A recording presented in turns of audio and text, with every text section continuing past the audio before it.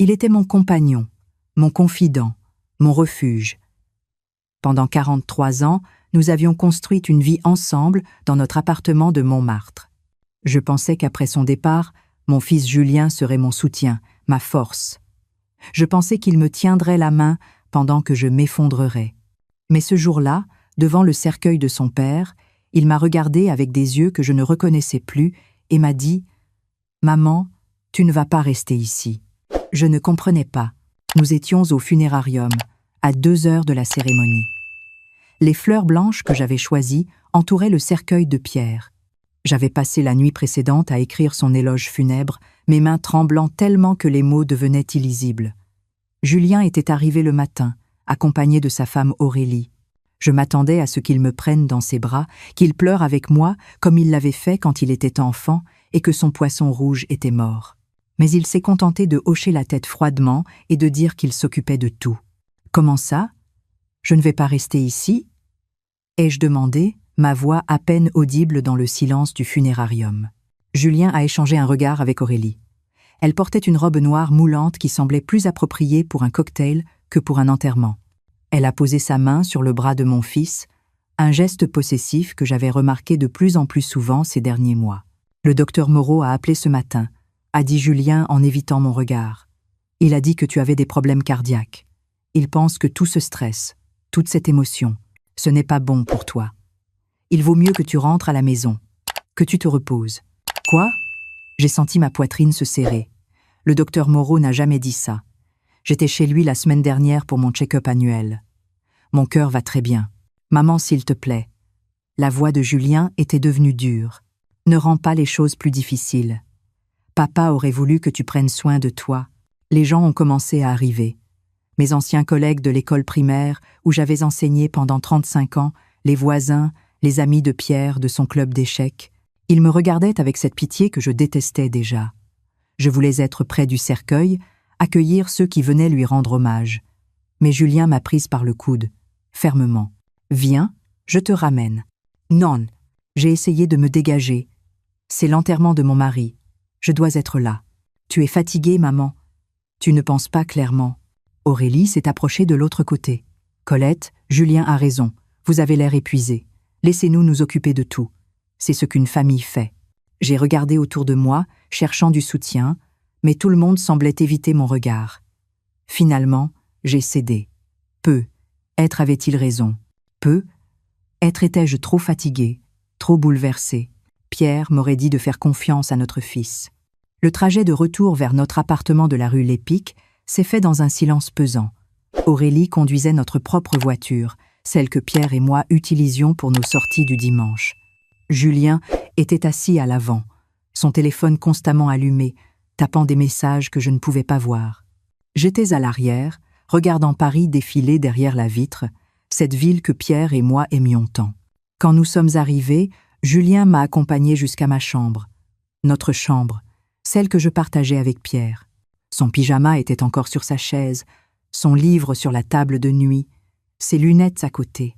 Tout était exactement comme il l'avait laissé 3 jours auparavant, avant que son cœur ne s'arrête pendant qu'il lisait le journal du matin. « Repose-toi, maman », a dit Julien. « Je reviendrai après la cérémonie pour te raconter. » Il est sorti. J'ai entendu ses pas dans le couloir, puis un son que je n'attendais pas, le clic d'une serrure. J'ai couru vers la porte. Elle était fermée de l'extérieur. J'ai tourné la poignée encore et encore, incrédule. « Julien !» et je criai. « Julien, qu'est-ce que tu fais ?»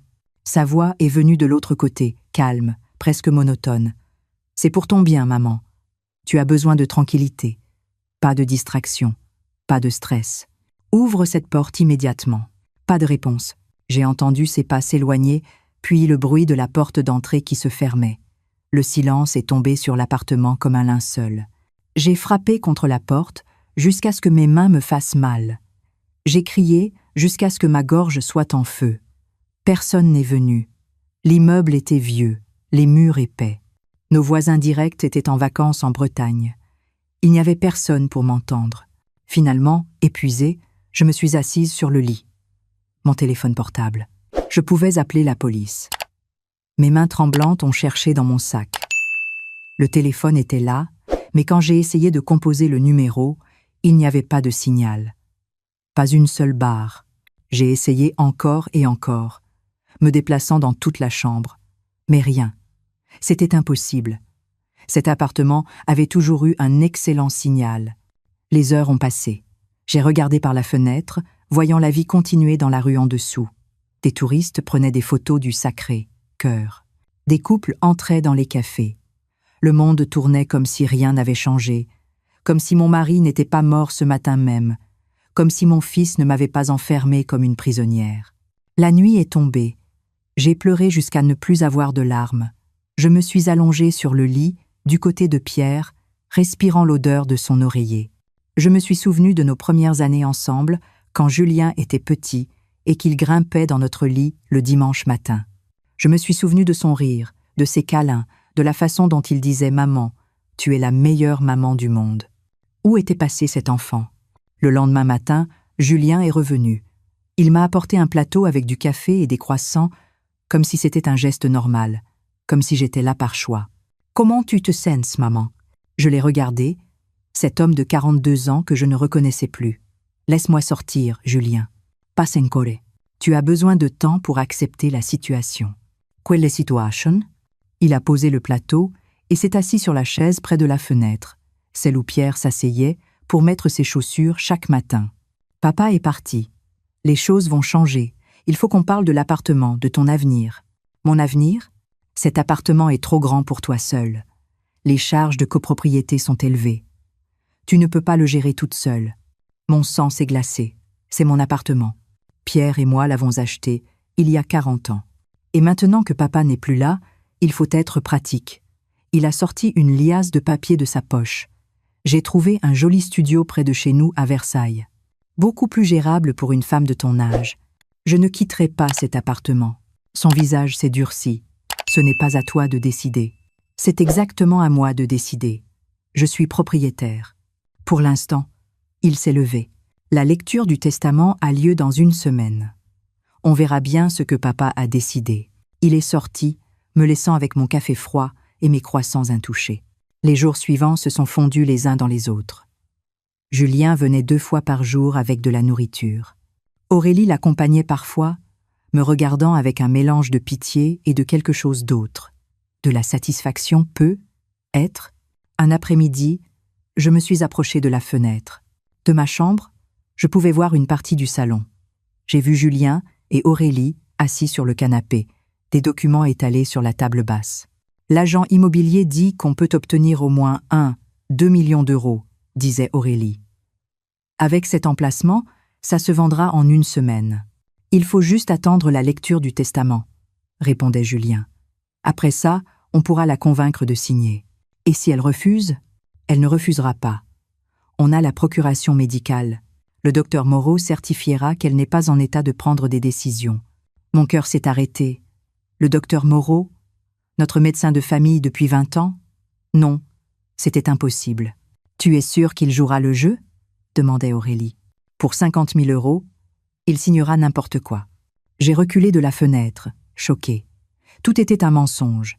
Tout était un plan pour voler mon appartement. Mon fils, mon propre fils, était en train de comploter contre moi. J'ai passé cette nuit-là à chercher une solution. Je ne pouvais pas appeler à l'aide. Le téléphone ne fonctionnait toujours pas. La fenêtre ne s'ouvrait pas assez pour que je puisse crier efficacement vers la rue. J'étais piégée, et dans 1 semaine, il lirait le testament. Le testament. Pierre m'avait dit qu'il l'avait mis à jour il y a 6 mois. Il m'avait fait un clin d'œil et dit « J'ai pris soin de toi, ma chérie. Quoi qu'il arrive, tu seras protégée. » Sur le moment, je n'avais pas compris. Maintenant, je priais pour qu'il ait vu quelque chose que je n'avais pas vu. Le 7e jour, j'ai entendu des voix dans le salon. Plusieurs voix. Julien est entré dans la chambre, son visage tendu. « Maman, le notaire est là. C'est l'heure de la lecture du testament. Je veux être présente. » « Non. Le docteur Moreau dit que c'est trop stressant pour toi. » « Je me fiche de ce que dit le docteur Moreau. C'est mon droit d'être présente. Tu vas rester ici calmement, ou je demande au docteur de te prescrire un sédatif. » Il est sorti avant que je puisse répondre. J'ai entendu la serrure se refermer. J'ai collé mon oreille contre la porte essayant d'entendre ce qui se passait dans le salon.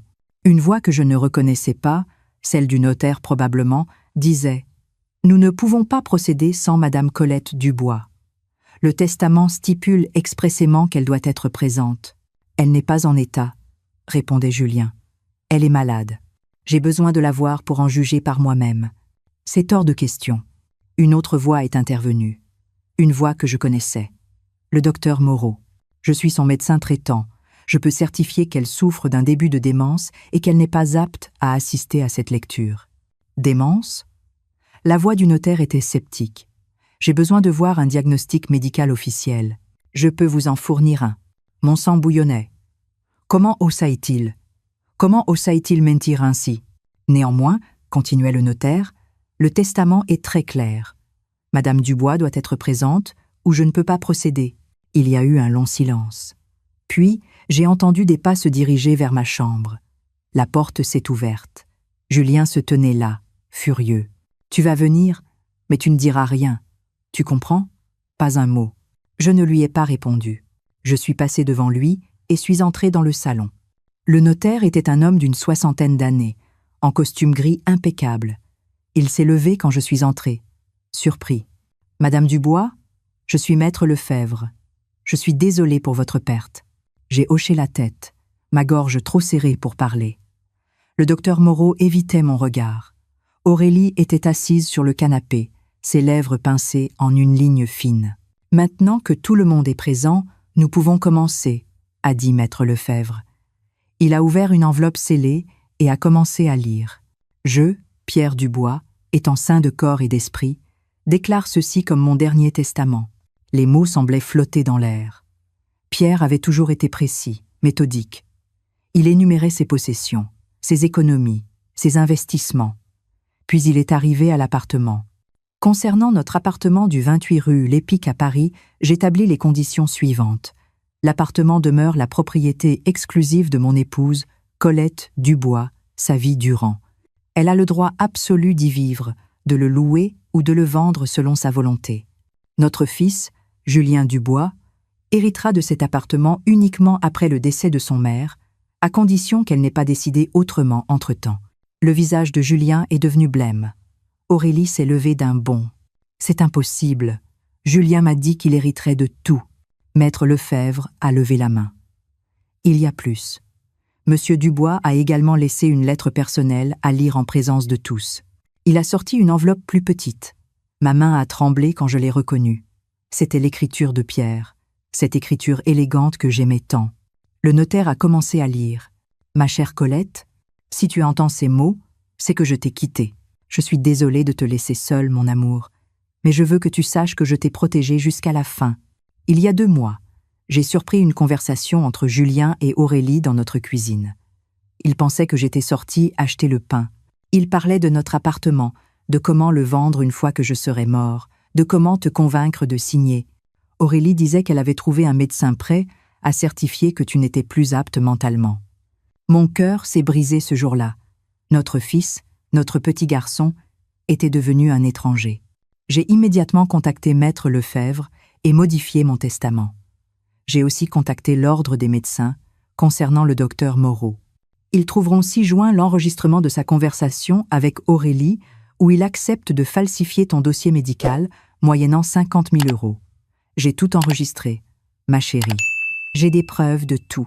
Colette, tu es plus forte que tu ne le penses. Ne laisse personne te dire le contraire. Cet appartement est à toi. Ta vie est à toi. Et si notre fils veut vraiment être ton fils, il devra le prouver par ses actes, pas par ses mots. Je t'aimerai toujours. Pierre. Le silence dans le salon était assourdissant. J'ai senti les larmes couler sur mes joues. Mais cette fois, ce n'étaient pas des larmes de tristesse. C'était de la gratitude. Pierre, mon merveilleux Pierre, m'avait protégé même après sa mort. Maître Lefebvre a sorti une clé USB de l'enveloppe. Monsieur Dubois m'a effectivement fourni des enregistrements. Je les ai déjà transmis à l'ordre des médecins et au procureur de la République. Le docteur Moreau s'est levé précipitamment, son visage couleur cendre. Il est sorti sans un mot. Julien était effondré sur le fauteuil, la tête entre les mains. Aurélie le tirait par le bras. « Viens, on s'en va. Cette vieille folle ne mérite pas notre aide de toute façon. Partez, ai-je dit, ma voix surprenamment ferme, partez tous les deux. Aurélie m'a lancé un regard venimeux et est partie en claquant la porte, mais Julien est resté. Il a levé les yeux vers moi, et pour la première fois depuis des jours, j'ai vu mon fils. Le vrai Julien. Ses yeux étaient rouges, son visage défait. « Maman » a-t-il murmuré. « Maman, je suis tellement désolé. » Il s'est mis à genoux devant moi, comme il le faisait quand il était enfant et qu'il avait fait une bêtise. Elle, Aurélie. Elle a dit que si je n'obtenais pas l'argent, elle partirait avec les enfants. Elle a dit qu'on perdrait tout. J'ai paniqué. J'ai écouté ses mensonges. J'ai trahi ma propre mère. Les larmes coulaient sur son visage. Une partie de moi voulait le prendre dans mes bras, comme je l'avais fait des milliers de fois. Mais une autre partie, la partie que Pierre avait réveillée avec sa lettre, savait que ce ne serait pas suffisant. « Tu m'as enfermée comme une prisonnière, » ai-je dit doucement, pendant l'enterrement de ton père. « Tu as comploté pour me voler ma maison. Tu as essayé de me faire déclarer inapte mentalement. Je sais, il n'y a aucune excuse. Non, il n'y en a pas. » Il a relevé la tête, surpris par la dureté de ma voix. « Mais il y a peu, être un chemin vers le pardon, ai-je continué. Pas maintenant, pas aujourd'hui, mais peu, être un jour. Dis-moi ce que je dois faire. N'importe quoi. » J'ai réfléchi longuement avant de répondre. Pierre m'avait donné la force de tenir bon. Maintenant, je devais trouver ma propre force. D'abord, tu vas quitter Aurélie. Si elle était prête à te faire ça à ta mère, qu'est-ce qu'elle te fera faire d'autre? Il a hoché la tête. Je sais. Je vais demander le divorce. Deuxièmement, tu vas trouver ton propre chemin. Plus de dépendance financière envers qui que ce soit. Tu es ingénieur, tu as un métier. Utilise-le. D'accord? Et troisièmement, j'ai pris une grande inspiration. Tu ne me contacteras pas pendant 1 an. Pas un appel, pas un message, pas une visite. Je veux que tu utilises ce temps pour réfléchir à qui tu veux vraiment être. Et dans 1 an, si tu as tenu ces conditions, nous pourrons parler. Ses yeux se sont élargis de choc. 1 an, maman, c'est ce dont j'ai besoin. C'est ce dont tu as besoin. Il a baissé la tête, puis a hoché lentement. Tu as raison, je le ferai, je te le promets. Il s'est levé, a hésité, puis s'est dirigé vers la porte. Avant de sortir, il s'est retourné une dernière fois. Papa savait toujours tout, n'est-ce pas? Oui, et je souris à travers mes larmes. Il savait toujours. Après son départ, je suis restée seule dans le salon. Maître Lefebvre était parti, me laissant avec une copie du testament et les clés de l'appartement. Mon appartement, ma maison. Je suis allée dans la chambre et j'ai ouvert la fenêtre en grand. L'air frais de Paris est entré, apportant avec lui les sons de la ville. Des rires, des conversations, de la vie. J'ai pris le pyjama de Pierre sur la chaise et je l'ai serré contre moi. « Merci », ai-je murmuré. « Merci de m'avoir protégée. Merci de m'avoir appris à être forte. » Les mois suivants ont été difficiles. Le divorce de Julien d'avec Aurélie a été houleux. Elle a essayé de prendre tout ce qu'elle pouvait, mais Julien a tenu bon. Les enregistrements de Pierre ont également servi dans son cas, prouvant qu'elle avait conspiré pour commettre une fraude. Le docteur Moreau a perdu sa licence médicale. L'ordre des médecins a été impitoyable une fois qu'ils ont entendu les enregistrements. Quant à moi, j'ai commencé à vivre à nouveau. J'ai rejoint un club de lecture dans le quartier. J'ai pris des cours de peinture. J'ai renoué avec d'anciennes amies que j'avais négligées pendant les dernières années de la maladie de Pierre. Et tiens, attento. 1 an jour pour jour après la lecture du testament, j'ai reçu une lettre. L'écriture était celle de Julien, mais plus mûre, plus assurée. « Chère maman, 1 année s'est écoulée. 1 année durant laquelle je me suis regardée dans le miroir chaque jour et me suis demandé comment j'avais pu devenir cet homme. J'ai divorcé d'Aurélie. J'ai la garde partagée des enfants. Je travaille dur, je vis dans un petit appartement à Montrouge et pour la première fois depuis des années, je dors tranquille la nuit. J'ai suivi une thérapie.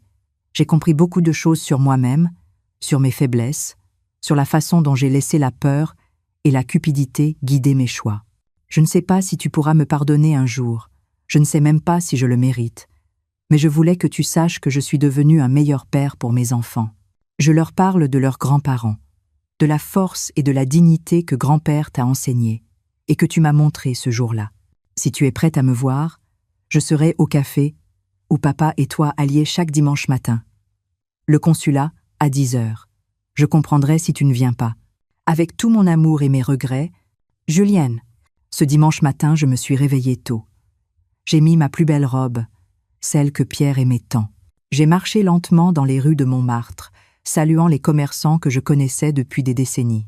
Quand je suis arrivée au consulat, Julien était déjà là, assis à notre table habituelle près de la fenêtre. Il était plus mince, ses cheveux grisonnaient aux tempes. Il avait l'air fatigué, mais aussi en paix. Nos yeux se sont rencontrés. Il ne s'est pas levé immédiatement, attendant de voir ma réaction. J'ai vu dans son regard quelque chose que je n'avais pas vu depuis longtemps. De la sincérité, de l'humilité, de l'amour véritable. J'ai souri et je me suis dirigée vers la table. Quand je me suis assise, il a tendu sa main vers la mienne, hésitant. Je l'ai prise. « Bonjour, mon fils », ai-je dit. « Bonjour, maman », a-t-il répondu, sa voix tremblante. « Merci d'être venu. » Ce n'était pas un pardon immédiat. Ce n'était pas un retour magique à ce que nous étions avant. Mais c'était un début, un nouveau départ construit sur la vérité et sur les leçons que Pierre nous avait laissées à tous les deux. Alors que nous buvions notre café et parlions doucement, j'ai regardé par la fenêtre vers le Sacré, cœur qui brillait sous le soleil matinal. Quelque part là-haut, je savais que Pierre nous regardait, souriant de ce sourire doux qu'il avait toujours eu quand il voyait notre famille réunie. « Je t'aime, maman », a dit Julien, « et je passerai le reste de ma vie à te le prouver. »« Je sais », ai-je répondu, « et c'est tout ce que je demande. »